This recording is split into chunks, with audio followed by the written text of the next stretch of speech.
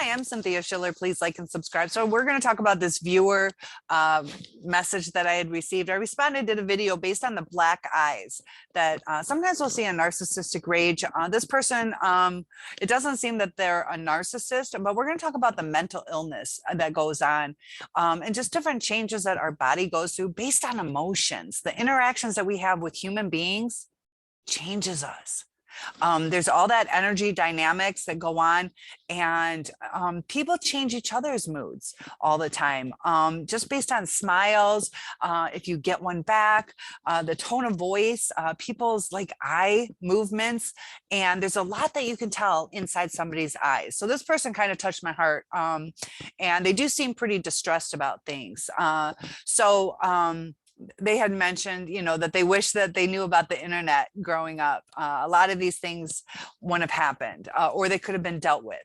So we have to remember that, especially in the United States has the top mental illness, and we all have to interact with each other. We all live together, good or bad people. We have to learn how to get along, to make everything the best that we can, to look out for red flags so we can protect ourselves. But this person is trying to become aware of what is going on. They've sought help, and they've been kind of dismissed. So there are answers out there. And I'm going to try to give you my take on things. The person feels, do I have ADHD? They don't seem to be diagnosed with, an exact like mental illness, just basically depression. And based on, there was Phineas Gage, who was, I believe a steel worker. I'm not actually sure his exact job, but he got a metal rod like through his face, through the back of his head, and his personality changed. It went to a part of his brain that regulates emotions. He was a really nice guy in the beginning. Then he turned out to be kind of a jerk. He survived it, but it changed his personality. And psychologists have been studying the brain since then. And when we go through our CPTSD, when this viewer is going through some of the things that I'll read about, it changes our brain chemistry.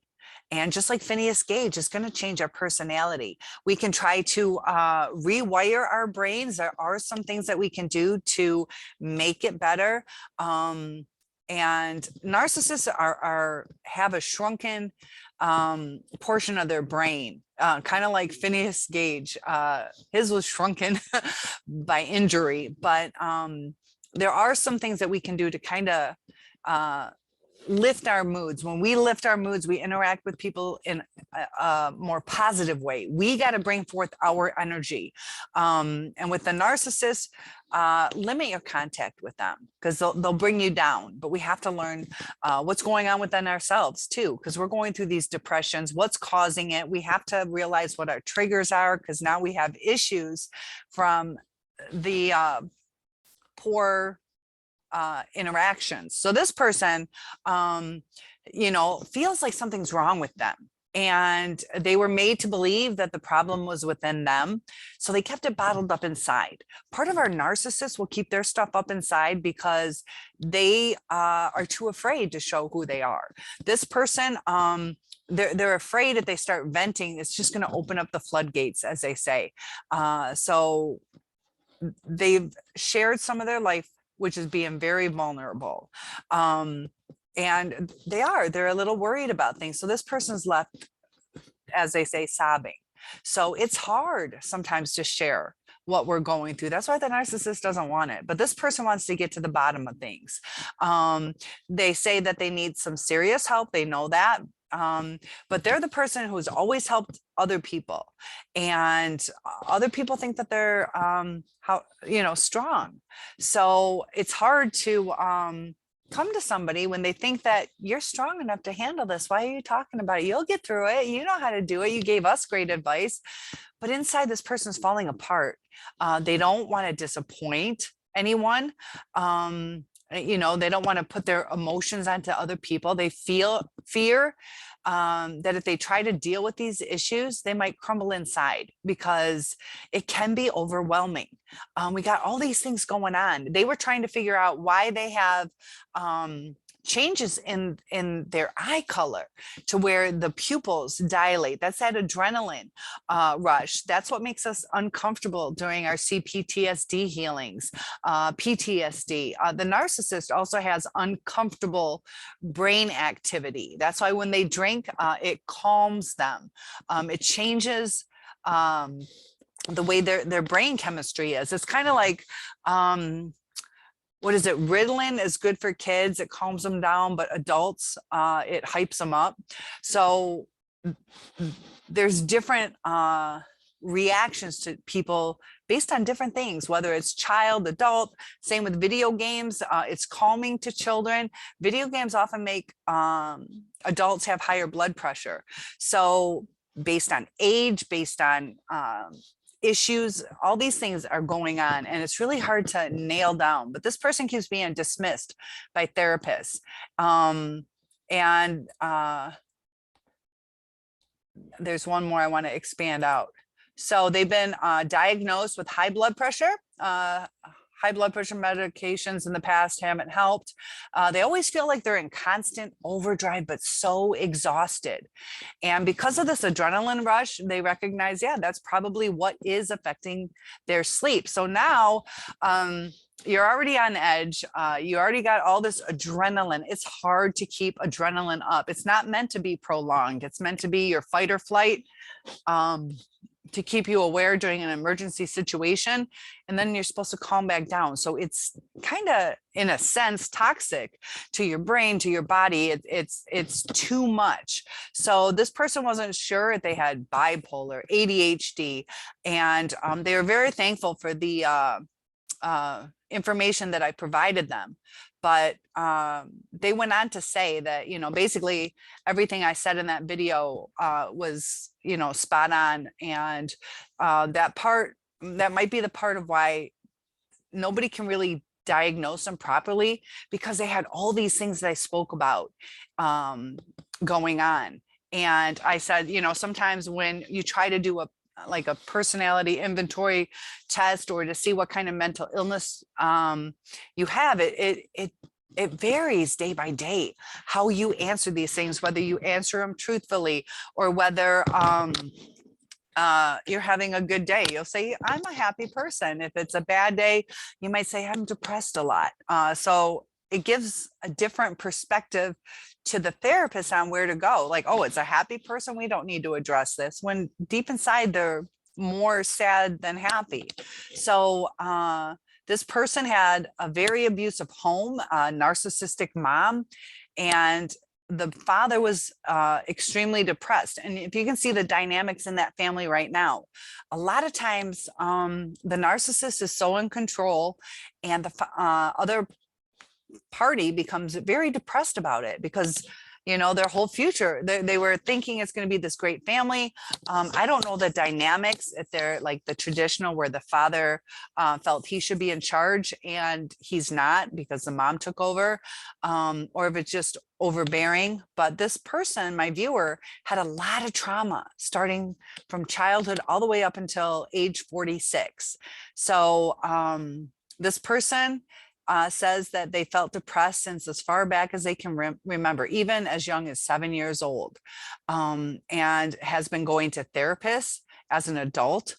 Their parents didn't believe in them, so they missed out on all that healing time or coping mechanisms.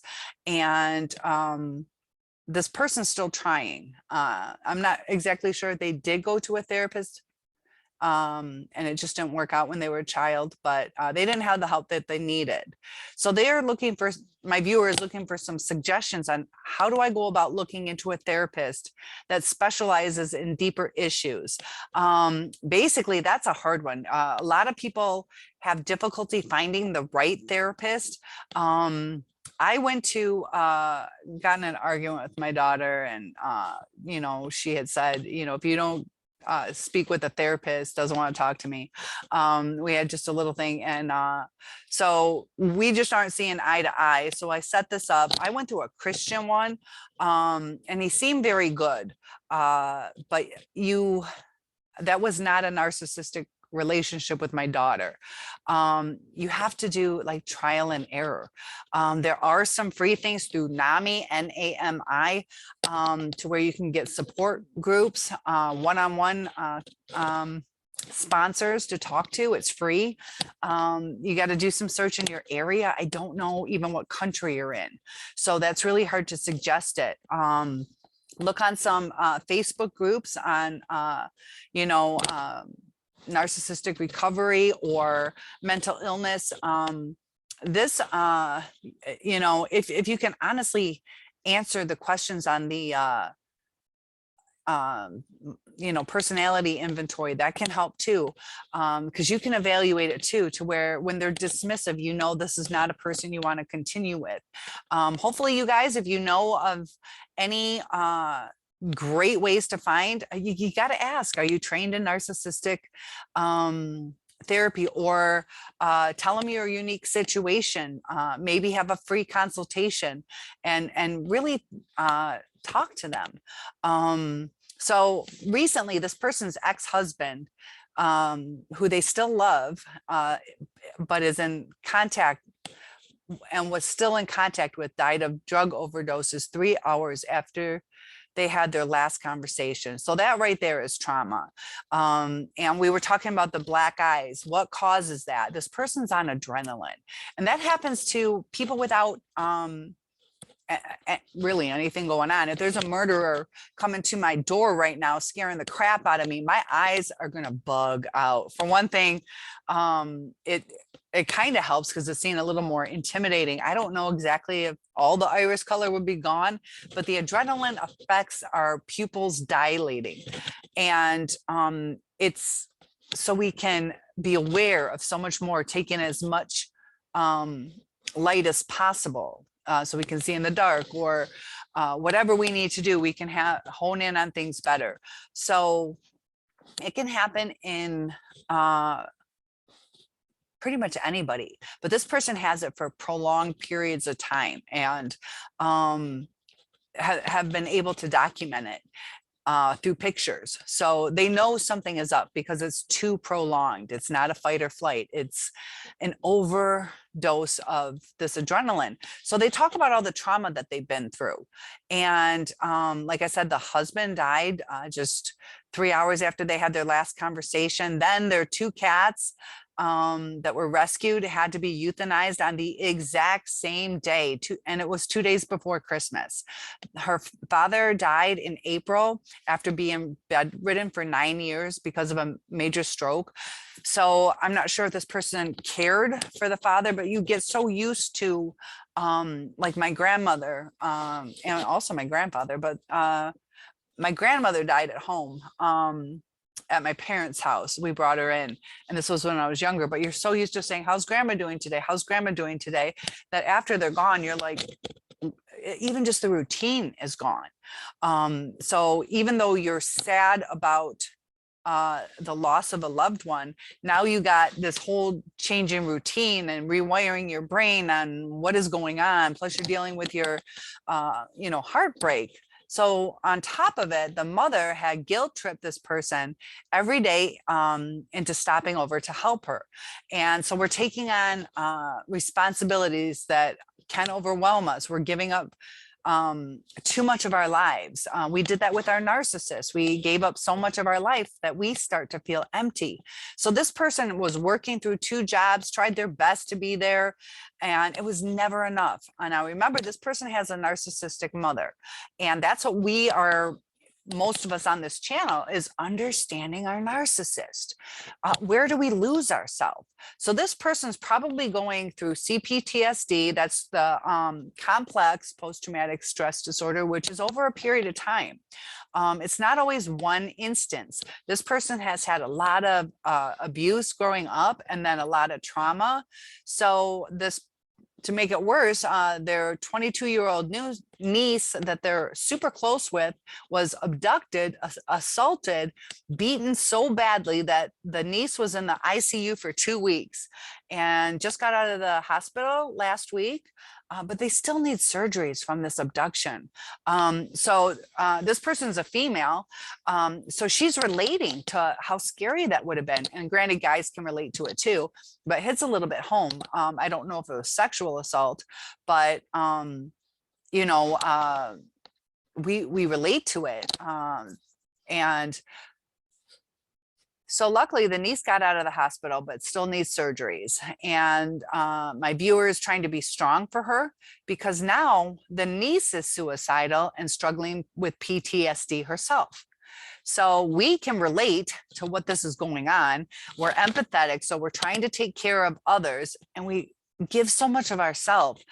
I keep talking about that Shel Silverstein, the Giving Tree book, where you know, this tree of life just keeps giving to this little boy, you know, take my branch, take my leaves, take this, and then there's nothing left to give. So we're empty.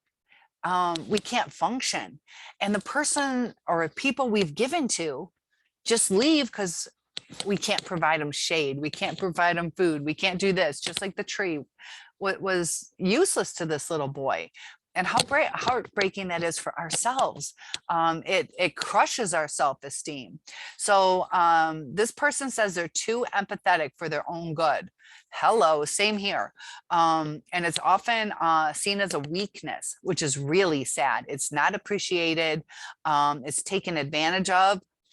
And when we need that back, either we're so used to being the helper that we don't ask. We don't want to inconvenience people. So this person, my viewer, let a friend stay with them for a few months and was basically robbed blind from money, jewelry, anything of value. So like I said, this person helps a friend out, and the friend takes pretty much everything. Anything of value. So now this person is going through severe financial difficulties because of that, not sure how to recover. They're already exhausted mentally, physically.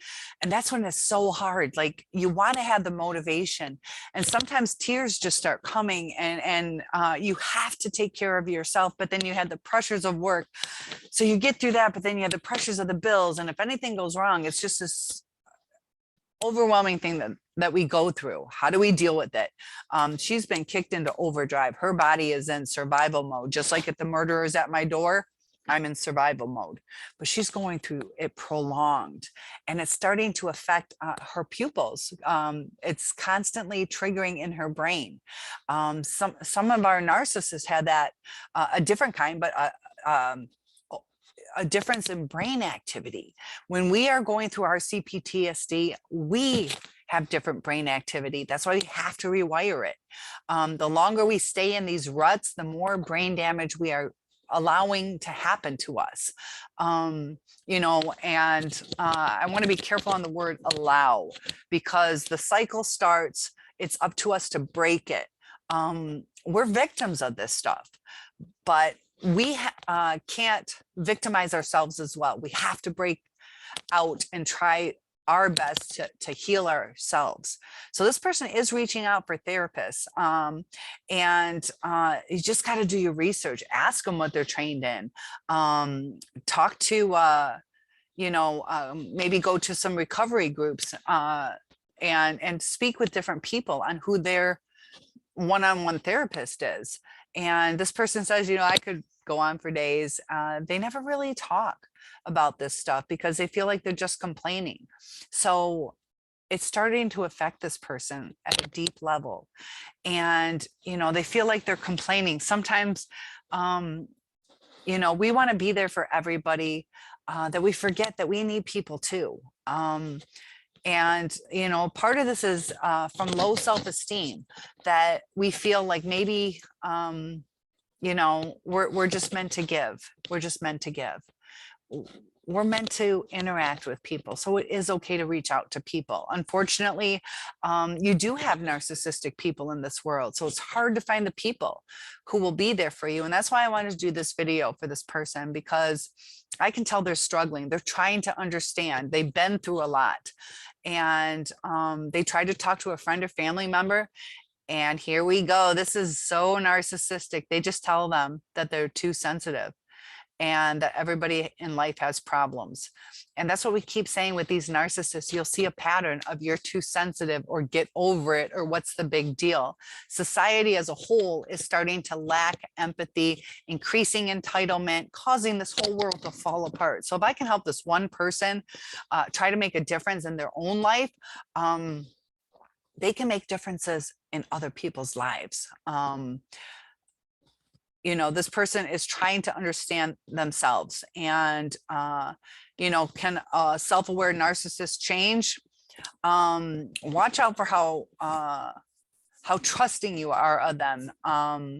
You know, they can try, as you know, they're still going to have that brain activity. And if people are held accountable, people work through things, self-reflect, take accountability, there's hope for this world. And that's what this person seems to want. So they've been working nonstop since they were 13, living on their own since they were 19 without any help from anyone. So they're used to that. And they're self-sufficient. That's kind of what how happens with me. Is I'm a workaholic. I've pretty much taken care of myself, and I think I kind of lost out on building deeper relationships because I didn't ask for help. You can connect with people when you ask for help. You can bond with each other by doing projects together, even if it's like putting on your stove door back on. You know, one of my favorite times with my ex-narc was I was having my furnace looked at, and he went down in the basement and was there for me. Sounds so stupid, but it's kind of like he wasn't there that much, but that was like a bonding thing. And people like to help people. It makes them feel good about themselves, and it ingrains a memory. So don't be afraid to ask people for stuff, you know. And they were only married for 2 years, early on, age 21 to 23, and left because the husband had a drug problem. And this person's really starting to struggle. They're really hurting. And even these medical tests on top of it, this woman was told that her hormones are completely off balance and is going into the premenopausal stage. And this affected this person. They never had children because of some circumstances that just didn't seem fair. I've gone through some miscarriages. You know, I don't do drugs. I don't drink. I don't sleep around. And it's like, I was eating healthy, and you see these, you know, people who are just like so strung out, or like selling themselves, or, you know, not in love, just trying to get a high or make some cash, and they have so many kids. And the people that want them, my sister, she lost and could never have a child. Good people who are losing babies, and it's harder when you're like, this person is so mad they're pregnant, they don't want it. Or, you know, it messes with your head. So I can relate to that. Also those, you know, for women, whether it's right before your period, or through puberty, or during pregnancy, perimenopause, postmenopause, menopause, all of the hormones do get out of whack. Sometimes you don't know what's going on. You know, you get night sweats. Do I have a fever? You can't sleep good. You know, sometimes you might get weight gain. You might get some tenderness in different areas. You know, and it just starts kind of making you wonder, like, you know, just like even just the water weight. You're like, am I gaining weight? Do I have to diet? And it turns out it's like water weight, but you don't know what reality is. Like, am I sad because I'm sad, or am I having a hormone surge? Am I angry because I'm angry, or am I having a hormone surge? And that's kind of where we're going through with our narcissist, is what's reality? What's reality? What is causing this? To kind of sum this up is, first, if you guys have any topics you would like covered, I would love to do some videos for you guys. But this person is trying to reach out. Comment below on how you found your therapist, how many different therapists you had to go through. I went through a religious one because I'm religious. You know, also go to, this is my advice. You guys can take it or leave it. And I'll do it a couple different ways to relate to you guys for your faith. But if I put my needs up to God, it takes a little pressure off of me. And like how they do the what is called magical thinking, or leave it up to the universe. The universe, it is really all about energy. So if you can take away some of the pressure, believe that it's going to work out, that you do your part, God helps those that help themselves. Or if you leave it up to the universe and believe it's going to be okay, that is where your peace is coming from. You can put it in the universe, you can put it in God, you can put it in maybe a higher self, the id, ego, super ego. Just believe in the power of you, if that's what it is. But take your power, separate it, that this is the tender side of me and my strong side is going to always prevail. Changing our energy is important. And that's why this universe stuff, leave it up to the universe. Yeah, you know, you can add God in, take God away. To understand the concept is, you know, it's all a rebalance. We have you know, such a reaction to each other. Even if I'm just like, just me like looking at you like that is going to trigger something in you. If I smile, or I almost did it where I would yawn like a couple times through the video, and have you guys comment how many times you yawned. Yawning makes people yawn. If you know, I step a little too close, you're going to step a little back.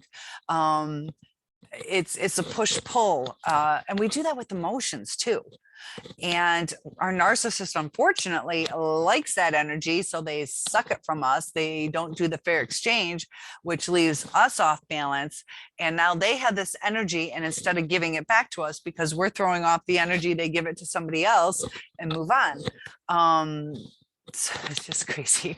So we can't give too much of ourselves. When we give too much of ourselves, we're pushing people away anyways. Just like you said, for the viewer, that you're giving, and you give so much that people don't see that you need something, because it's a kind thing you're doing, but in a sense you're saying, I'm okay, I'll take care of you, and you're pushing that way.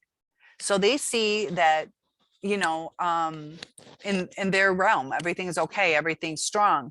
But if you help and then ease back, they're going to go, I haven't heard from them, or they're not coming over to help, and we're painting today, that they're going to come to you and say, what's wrong? So it's all a balance. And I hope some of this helps. You know, definitely look into it a little bit more. It could be ADHD, which people are getting confused with CPTSD. Cluster B gets mixed up with all the different commingled things. It's real hard to get an exact diagnosis, because sometimes you can go from covert to overt narcissism. You can be borderline narcissistic with whatever tendencies. And we all have our own triggers. And this person, if you hear their story, there's a lot of triggers. And they've dealt with so much for so long that it is damaging to the brain to be in those states. Look at my brain damage video. It will show you the damage from bipolar, from CPTSD, all that stuff, even what a narcissist goes through. And it's hyperactivity in the brain. So it's hard to stay calm. The best thing to do is to just start getting active. Just get active, give your body something to do. break the cycle of the depression. A lot of what you say is due to depression. And like I said in that video about the dark eyes, you know, it was the dysphoric bipolar, where it's doing the adrenaline. Same with the I'm starting to get really tired. Same with the depression, that the depression, the adrenaline really reacts with our eyes. Our body is starting to signal that something's going on. And by learning, we can learn what our triggers are. We can learn what to avoid. And I hope that video comment today helped with the push-pull. You're helping and helping and helping. Back off a little. And it's okay to ask people for help. It's okay to ask them back into your side.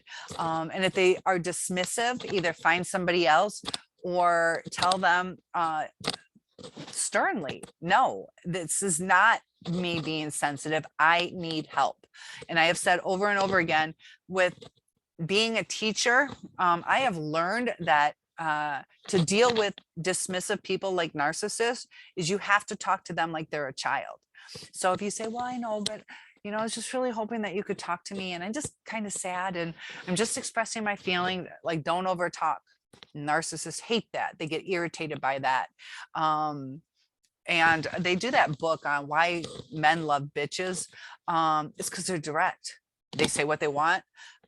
With teaching, you can't say, sweetheart, if you don't mind, it's kind of hurting my heart, but if you could take a moment, take a deep breath and go sit down, if you could, it'd make me really happy. The kid's not going to listen to that. Our narcissists don't listen to that. But if you're like, go sit down, we will talk later.